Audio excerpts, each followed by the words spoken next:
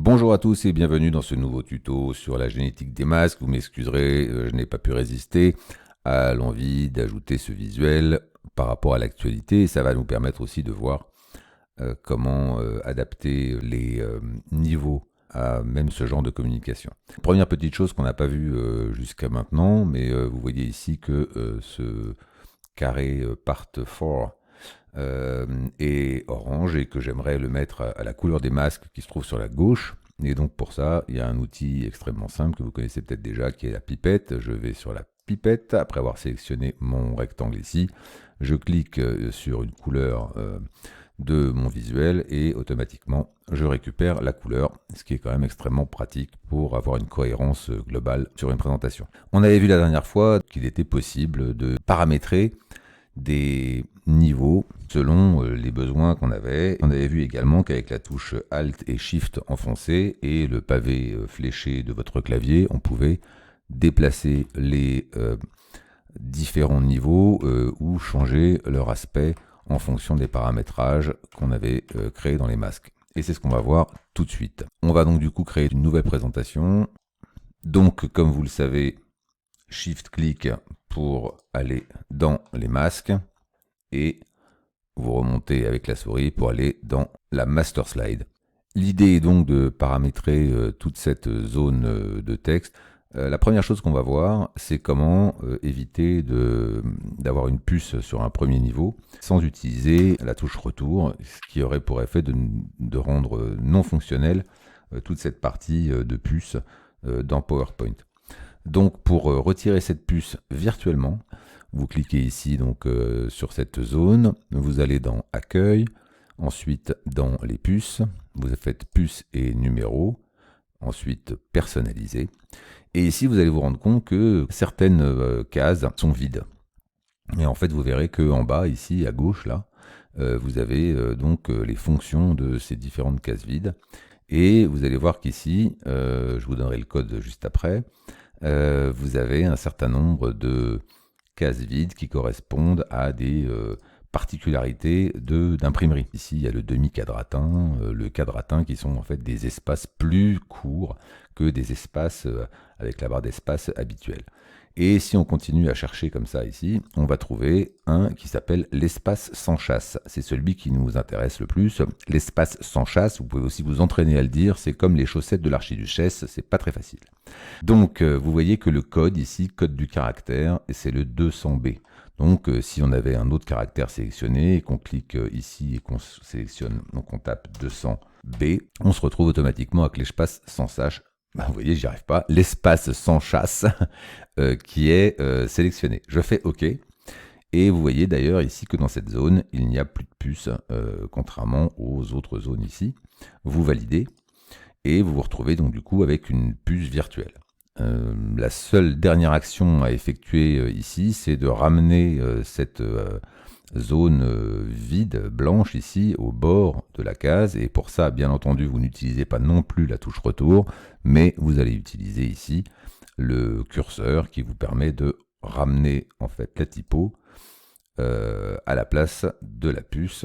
Et vous avez donc du coup créé une première zone de titre sans puce, mais qui garde les fonctionnalités de PowerPoint pour pouvoir changer de niveau, etc., etc.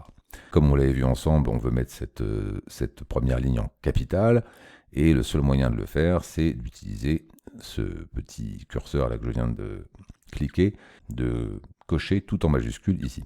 Pour terminer cette première ligne, on va également la mettre en gras, et dans une couleur spécifique.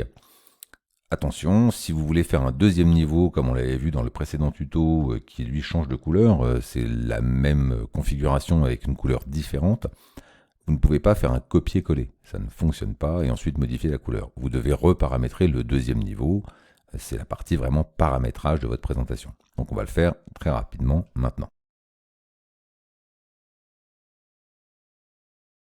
Voilà, c'est fait. Ensuite, pour coller un petit peu à l'actualité, on va voir qu'on peut modifier les puces et donc créer des niveaux avec des puces particulières et pourquoi pas même très imagées. Donc ce niveau-là, on va juste ramener sa puce au niveau de la première lettre.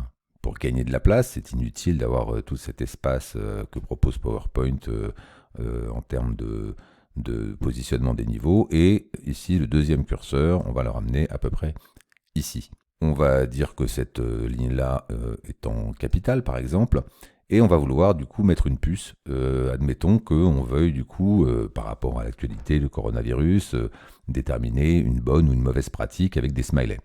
Alors là, on va avoir une technique à faire directement à partir de PowerPoint pour pouvoir intégrer, pourquoi pas, des smileys positifs ou négatifs.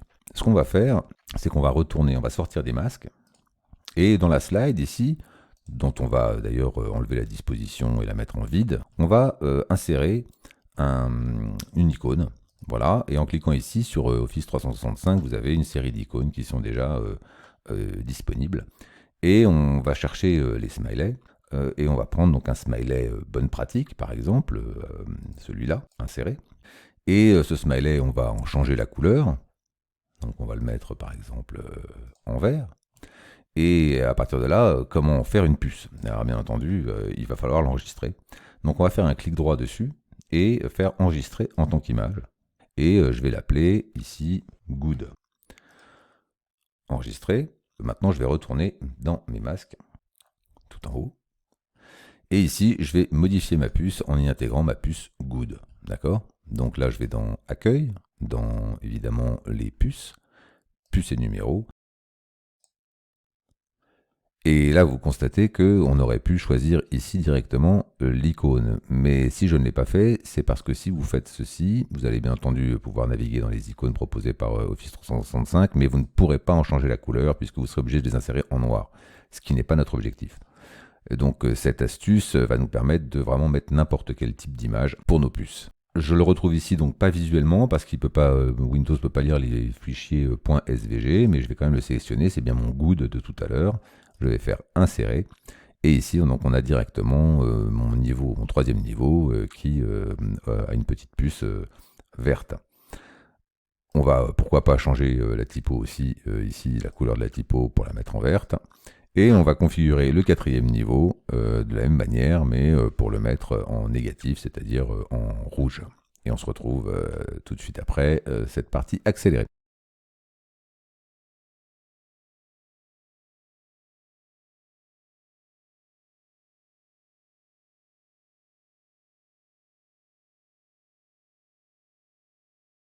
Voilà, c'est fait. Et ce cinquième niveau, on va le paramétrer très rapidement en mettant une puce plus classique, admettons même un petit trait.